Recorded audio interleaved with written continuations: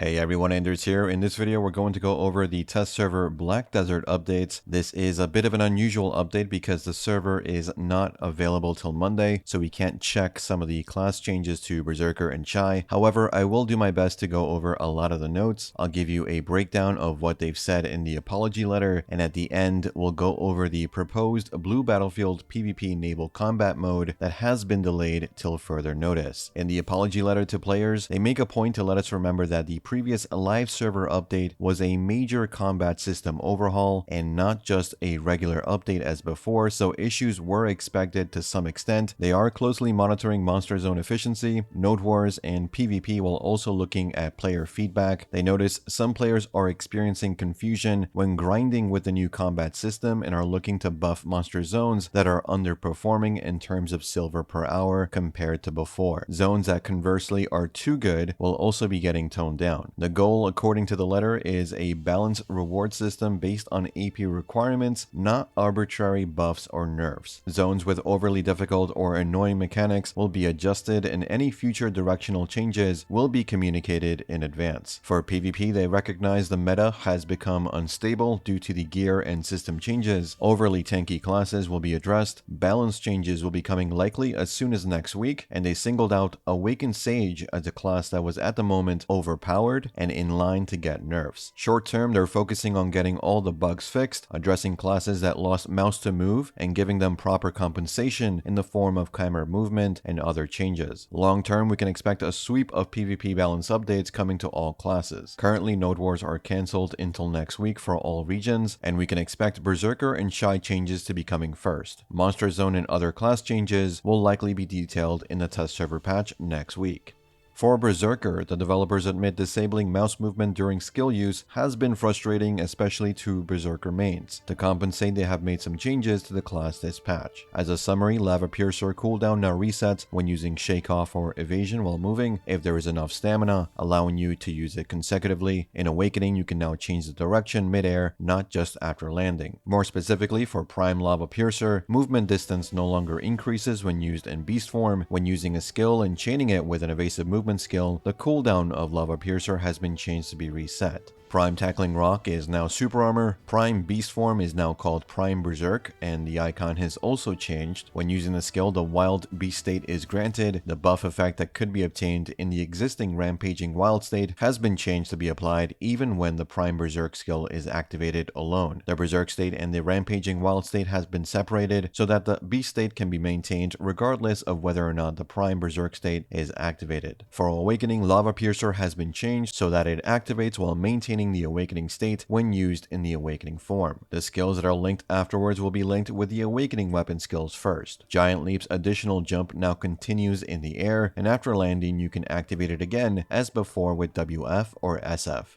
For Shai, they admit this week's update affected Shai more than any other class due to the changes in DP reduction mechanics. The developers are re-evaluating Shai's unique role in the game. Originally, she was set to be a life skill specialist and party support, but her kit has been restrictive in terms of balance. They want to explore new possibilities while respecting her distinct mechanics and are encouraging Shai mains to continue giving feedback in the forums to help shape the future of the class. For Shai changes in today's patch, tuck and roll movement distance has been increased by 25% and an iframe was added in PvE. Sprinkle Sparkle's HP recovery effect increases by up to 300 depending on the skill level. The projectile speed has been increased and its maximum range has also been increased. Yippee now has super armor and can be acquired at level 30 instead of 55. The falling animation will not proc while jumping when using this skill unless you're falling from too high a height. Get Well now has super armor. Over here cooldown has been reduced by 2 minutes. The Twirl Boom Rabam now has a knockback CC. The Now Rabam skill movement speed reduction effect is removed, and an effect of minus 20 DP for 10 seconds has been added. They also added damage to the skill. The Try This skill now has forward guard, 1, 2, 3, twirl 3, Eat This, Go Away, Tumble Wumble, and Twirl Boom now have greater camera movement when using this skill. Earth's Tremble CC has been changed to a knockdown, Sun's Fury movement speed reduction effect has been removed, and the attack speed and casting speed reduction effects have been changed to be increased by up to 25% depending on your soul's enhancement level. Damage for Eat This has increased by 160% in PvE and 680% in PvP. Damage for Go Away has increased by 124% in PvE and 1154% in PvP. Damage for Over There has increased by 1100% in PvE with no change for PvP. Damage for Tumblewumble has increased by 40% in PvE and 40% in PvP. Damage for Twirl Bloom has increased by 20% in PvE and 31% in PvP. Damage for Sun's Fury has increased by 175% in PvE and 478% in PvP. Lastly, damage for Earth's Tremble has increased by 145% in PvE and 390% in PvP.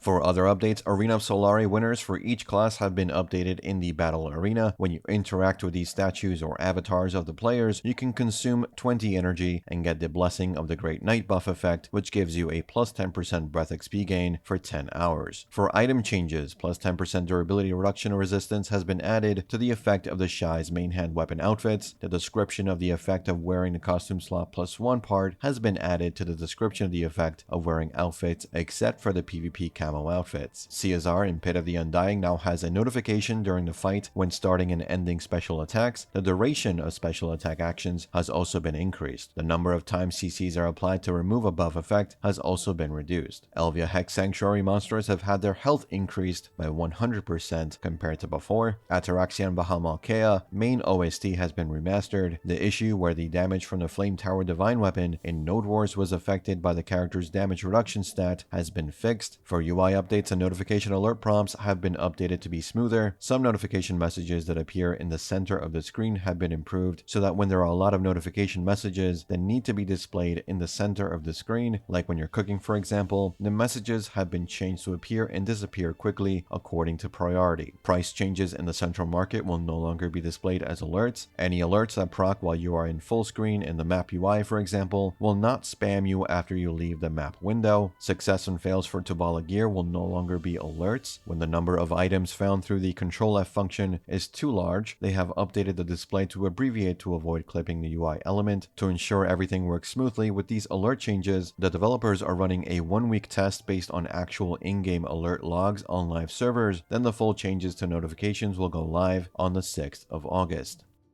Finally, let's go over their proposed Blue Battlefield Naval Combat PvP mode. Remember, this is basically done and ready, but they want to first fix the server issues and combat system issues from this week's patch before they go ahead and introduce this piece of content. Blue Battlefield is PvP content between guilds using ships. It is a mode where you occupy and defend a fortress based on each island in the Black Desert world and unite with guild members to achieve victory. Capture the fortresses created on the Blue Battlefield and defend them by sinking the opposing guild's heavy ships and galleys. It can be attended every day except Saturdays. It will last an hour from 9 p.m. to 10 p.m. at least in Korean servers. Times may actually change depending on your region. Applications can be submitted up to 1 hour before the war starts. Guild masters and those with authority can apply through the main menu under the Balanos Sea War area submenu. As a guild member, you can participate by clicking the Participate or Not Participate button in the Guild Member Status tab. The war map will consist of the Balanos Sea, and depending on the number of guilds participating in the Blue Battlefield, a fortress will be created on one of the islands in the map. Tier 3 forts consist of Al-Naha, Tulu, Marca, Paritama, and Narvo Islands. Tier 4 forts consist of Invernon, Angie, Dutch, Weta, and Luivano Islands. Tier 5 forts consist of Marlene, Balvage, Maremi, Maraveno, and Aveto Islands. Ships available include the Guild Galley, Improved Guild Galley, Etheria Galleon, Etheria Carrack, Panoxon, and smaller ships like the Caravel, Galleus, Frigate, and Sailboat. Each ship has their role, with some excelling in damage while others in defense. Currently, the makeup seems to be focused on using your Guild Galley to take out the enemy forts. The Guild Galley alone does high damage to forts, but it is relatively weak otherwise. You need Carracks to defend and escort your galley to the enemy fort. As the defender, you can use galleons that have high defense to pepper the Guild Galley, but the galleon is vulnerable to multiple Carrack fire. The Panoxon has high defense and good damage against forts, but they recommend adding one to your escort fleet to defend defend or attack guild galleys. Manning cannons on your guild galley and having enough ships for escorts seems to be key to winning. 10 minutes before war start, you will have a gather together teleport available, which will TP you to a random area near Velia, Ilia, or Lima. When the fight begins, you can check the number of activated forts and the remaining time through the world map and the widget on the right side of the screen. In this state, the fort can be attacked by another guild and its durability can be depleted again. In this case, the guild that depleted all of its durability will temporarily occupy the fort. When the active fort's end time arrives, the guild or alliance that was temporarily occupying it at the time will finally occupy the fort. Only one fort can be captured per day. Any other controlled forts by the same alliance will change to neutral after they fully occupy a fort. If a ship is destroyed during battle, your character does not have to move by swimming. You can simply use a sea rescue map to teleport to one of the 3 safe zones. This item can be purchased through the NPC shops in Velia, Ilia, and Lima Island. The name displays of other players will be changed to be visible from a greater distance. You can use guild color designation functions to more easily recognize players from other guilds or alliances. Depending on the tier of the fortress you have successfully conquered, you will receive the base taxes as guild funds, from as little as 2 billion for tier 3 forts up to 4 billion for tier 5 forts. Guilds that win or participate receive the following guild buffs that last for 48 hours. If you win, all of your guild gets these buffs. If you don't win but you get participation credit, only the participants will get those buffs. These effects do not stack with Node War buffs. You will also get blue battlefield reward boxes and items related to sailing and bordering life skills. The player with the highest contribution will get an additional 1,000 crow coins. In order to participate in the blue battlefield and Node Wars, you must have a Node War battle participation opportunity, which will be refunded if the total number of ships destroyed by the guild or alliance is 10 or more, or if a fort has been temporarily occupied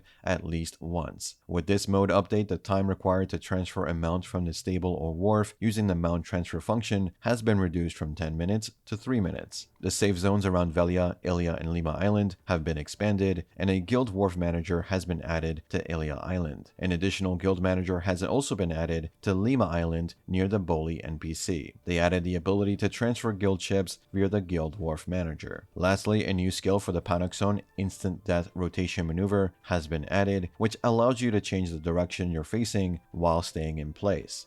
And that's all for the updates today. Let me know what you think about the combat system changes on live servers right now. I've been dealing with a lot of bugs to skill activations and BSR not working correctly. Let me know your experience. Does the new blue battlefield mode sound like something you want to try out? Let me know in the comments. And as always, thanks for watching. Thanks for listening. I'll see you all in the next one. Take care.